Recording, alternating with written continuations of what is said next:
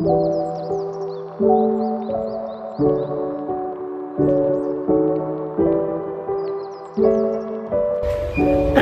nama saya Lydia Santi Tampu Bolon, Stambuk 2021 dari Prodi Gizi. Baiklah, pada kesempatan kali ini saya akan membahas critical book review dari buku mata kuliah Pendidikan Pancasila yang ditulis oleh Dr. Handes Halking, MSI DKK, penerbit oleh Universitas Negeri Medan, tahun revisi 2022, dan bahasa yang digunakan yaitu bahasa Indonesia. Kemudian jumlah halaman yaitu sebanyak 189. Buku ini ditulis oleh Dr. Handes Halking, MSI DKK. Buku ini berisikan gambaran mengenai pendidikan Pancasila di perguruan tinggi. Buku ini dapat memberikan gambaran kepada kita mengenai pembelajaran Pancasila di tingkat perguruan negeri. Dalam buku ini membahas pengantar pendidikan Pancasila, Pancasila dalam kajian sejarah bangsa Indonesia, Pancasila sebagai dasar negara, Pancasila sebagai ideologi negara, Pancasila sebagai sistem filsafat, Pancasila sebagai sistem etika, dan Pancasila sebagai dasar nilai pengembangan ilmu. Pada bab 1, pengantar pendidikan Pancasila, membahas mengenai mata kuliah Pancasila yang merupakan proses pembelajaran dengan menggunakan pendekatan studi center learning untuk mengembangkan knowledge, attitude, dan skill mahasiswa sebagai calon pemimpin bangsa dalam membangun jiwa profesionalitasnya sesuai dengan program studi masing-masing dengan menjadikan nilai-nilai Pancasila sebagai kaidah penuntun sehingga menjadi warga negara yang baik.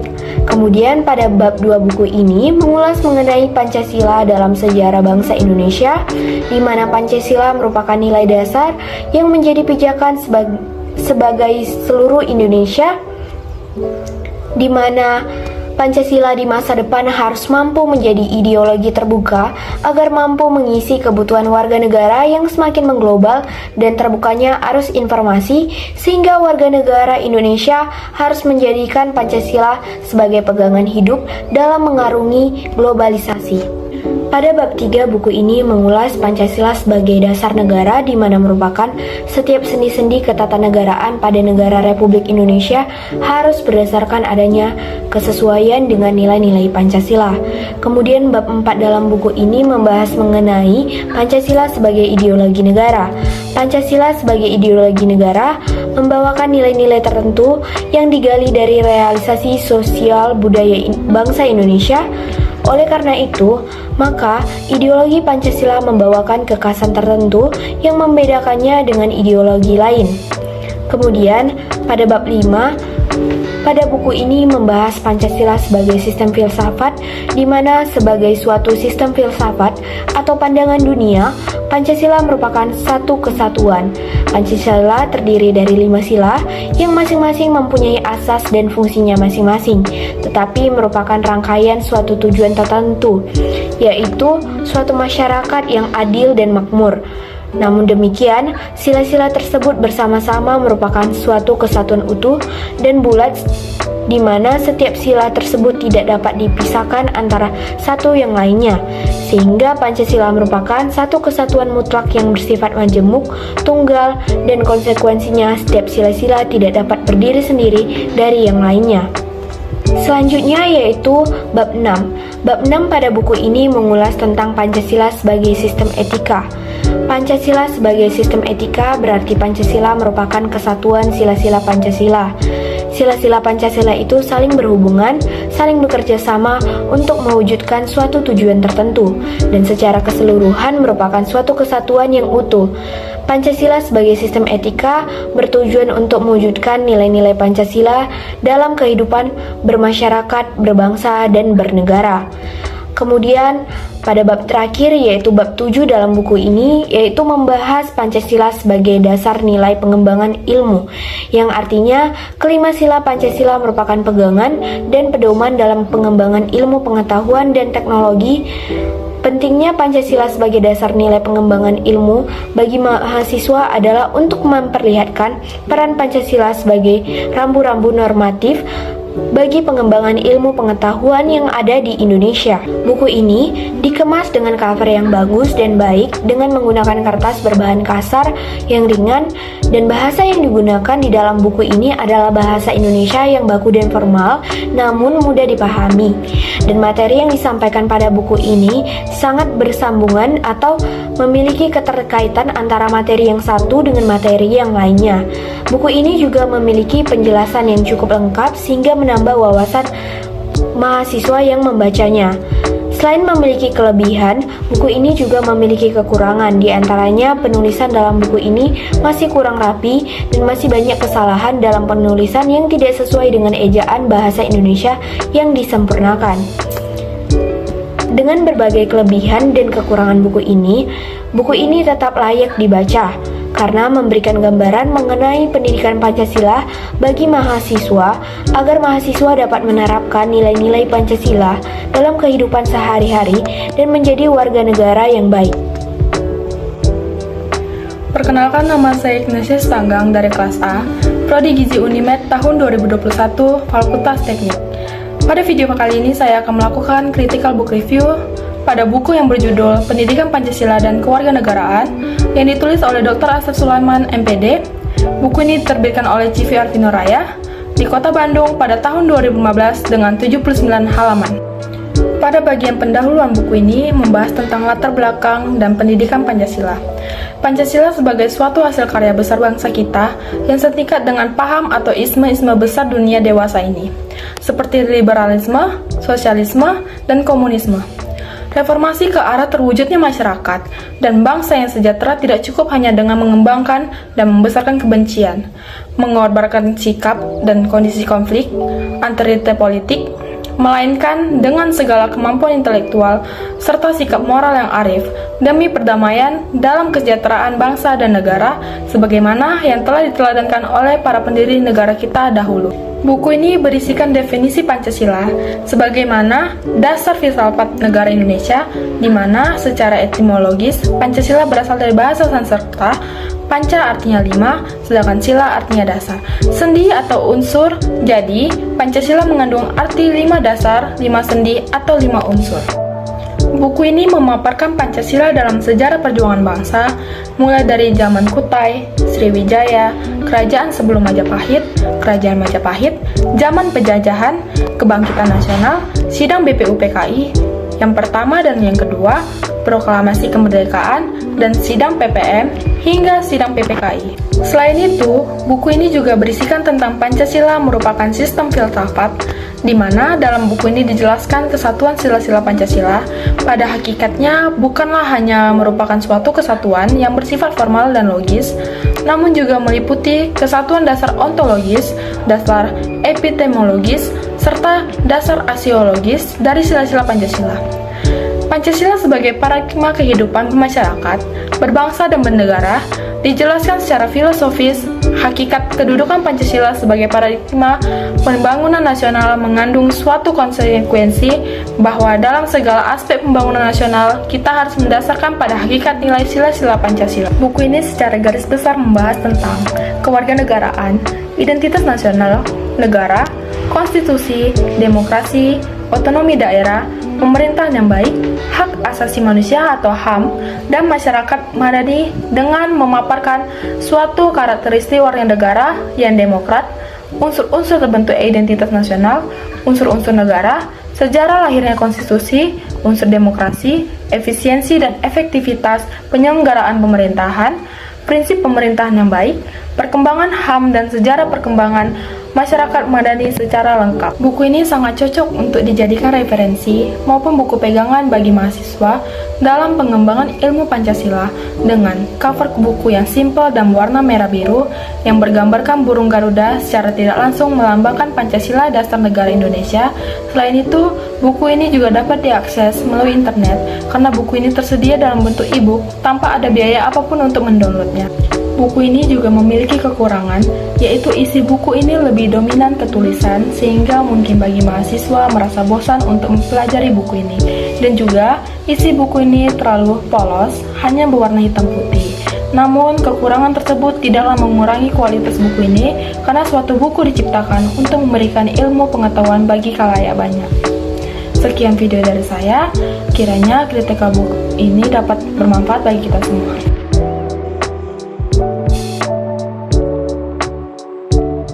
Assalamualaikum warahmatullahi wabarakatuh. Perkenalkan, nama saya Tia Fadlasari dari kelompok 6 Pancasila, ingin membahas jurnal utama yang berjudul Sosialisasi Pentingnya Nilai-Nilai Pancasila. Saat ini, globalisasi semakin maju. Bangsa Indonesia harus berdiri kokoh, kuat, tidak mudah terkecohkan oleh masalah kehidupan berbangsa dan bernegara. Sehingga perlu memiliki dasar negara dan ideologi negara dan kokoh dan kuat pula. Di era teknologi informasi dan komunikasi yang berkembang sangat pesat, banyak generasi muda yang bertindak tidak sesuai dengan nilai-nilai Pancasila karena rendahnya kesadaran yang ada pada diri kita sendiri. Banyaknya budaya asing yang masuk ke Indonesia seperti budaya kebarat-baratan, budaya Korea mengharuskan bangsa Indonesia harus mempunyai ideologi yang kuat.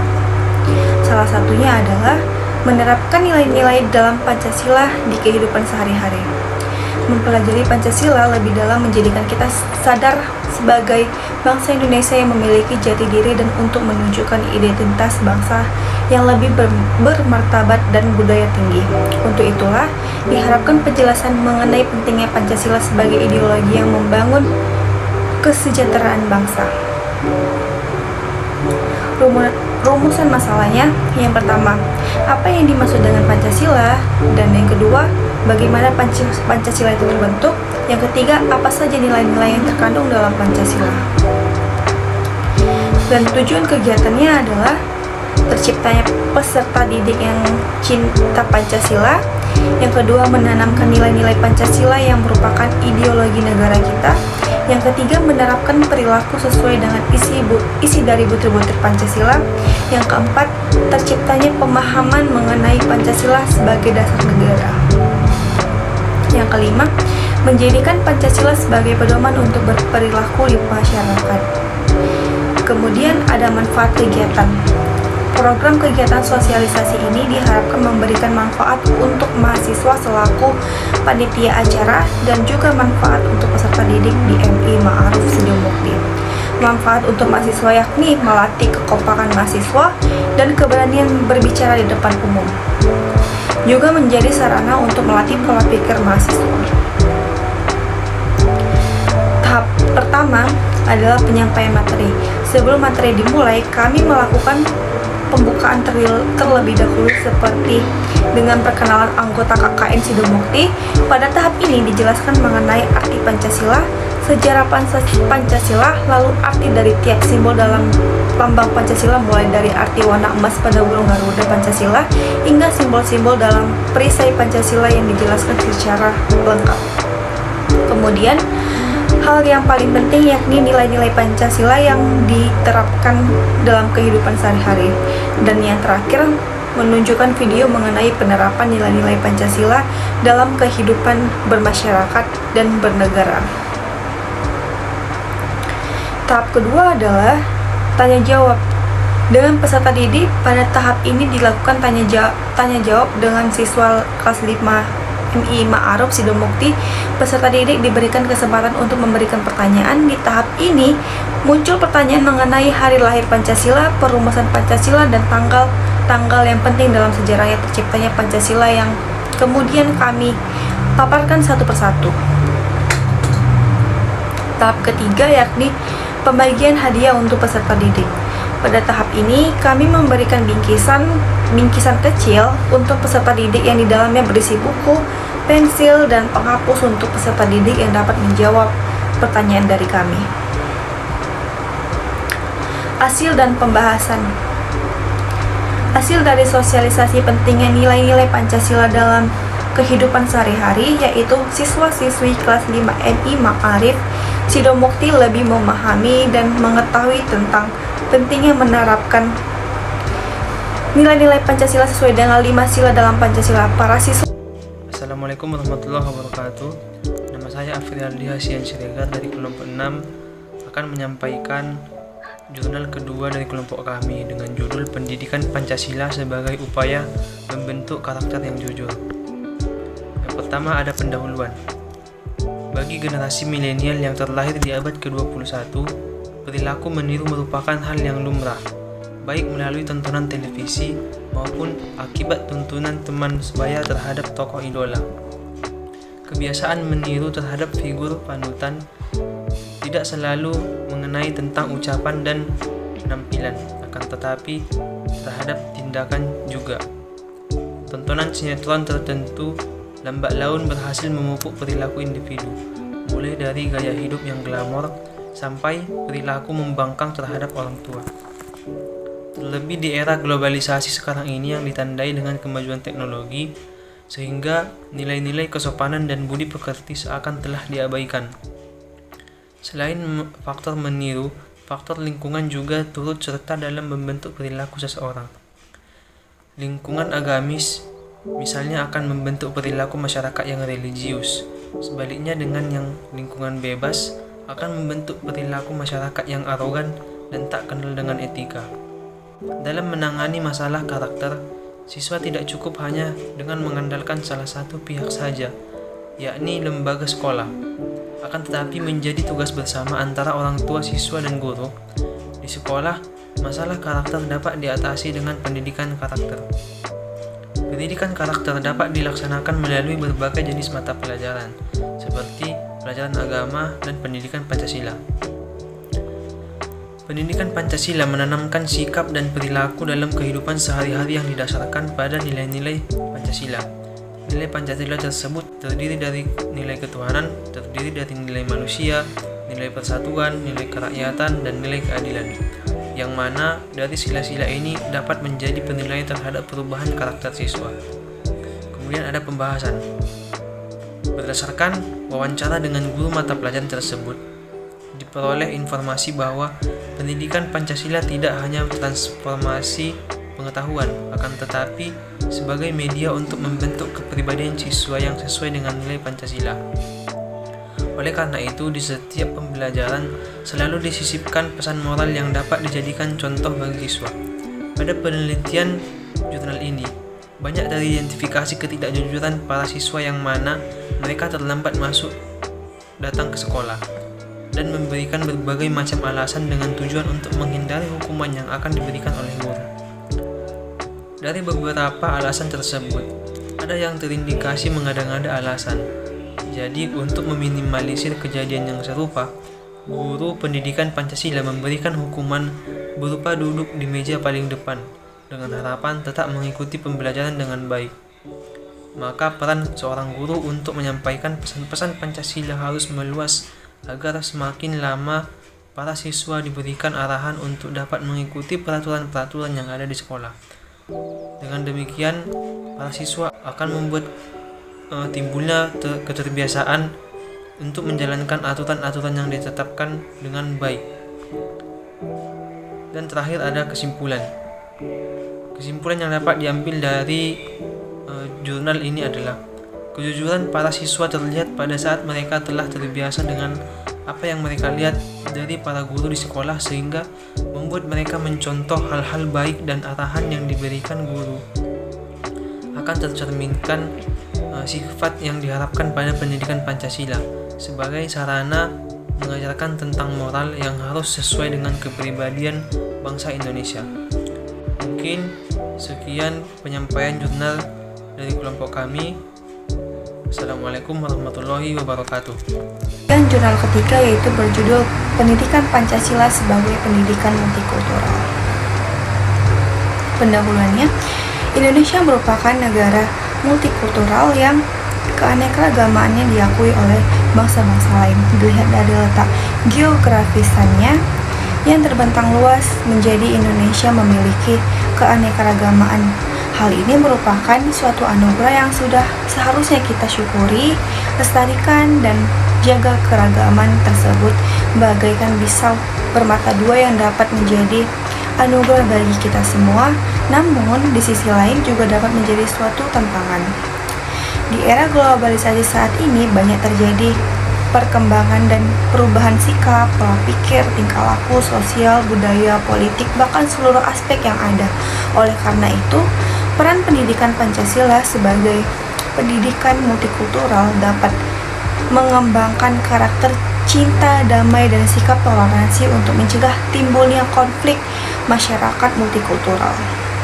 Penyelenggaraan pendidikan Pancasila sebagai pendidikan multikultural dapat menjadi salah satu solusi mendasar untuk penyelesaian tantangan yang konflik muncul dari pluralisme di negara sebesar Indonesia.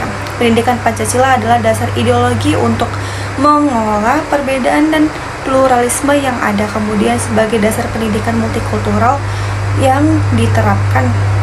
Pendidikan Pancasila sebagai pendidikan multikultural diharapkan dapat mengokohkan dan menyatukan perbedaan budaya, etnis, wilayah, warna, kulit, serta keanekaragaman yang dimiliki bangsa Indonesia.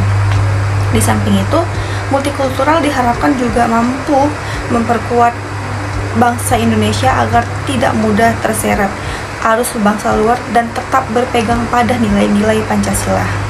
Multikulturalisme merupakan pemahaman keberagaman kultur yang menghasilkan sikap saling toleransi agar terciptanya kedamaian dan terhindar dari konflik.